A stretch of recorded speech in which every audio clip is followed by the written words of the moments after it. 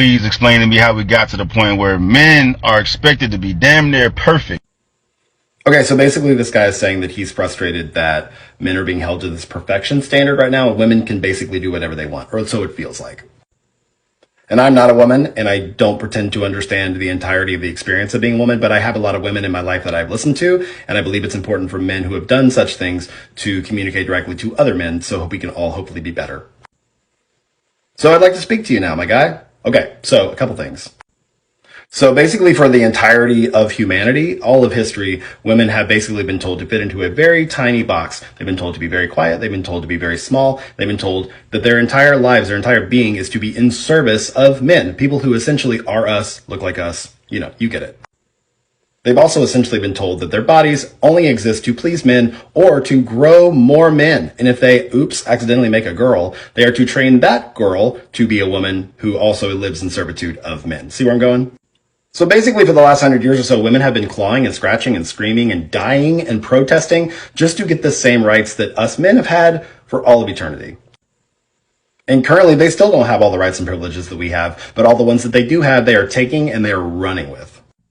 So if you see women out there living however they want, dressing however they want, accepting their bodies for the first time in history, eating whatever they want, maybe consider for the first time that this has nothing to fucking do with us. And accept the possibility or the notion that maybe we're not being held to a standard of perfection as much as they have raised their standards and they're not settling for bullshit anymore.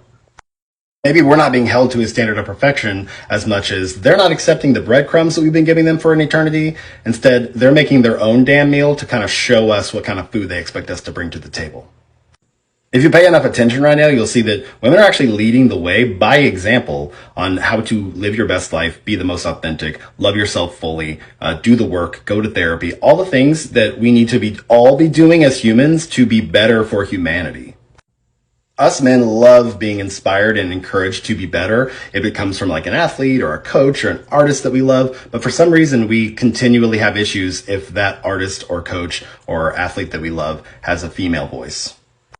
So instead of asking yourself why you feel like you're being held to a standard of perfection, maybe we need to be asking ourselves why we feel so averse to growth and encouragement and change when it comes from anybody else who doesn't look like us. And maybe we're not being asked to be perfect as much as we're just being asked to stop playing games, to be honest, to be openly communicative, and to let our actions match our words. Maybe for the first time in history. It's not a sign of weakness to admit that you don't know everything about everything. You can actually learn a lot by entering into conversations with women out of curiosity and dropping your defensiveness. It's actually pretty powerful.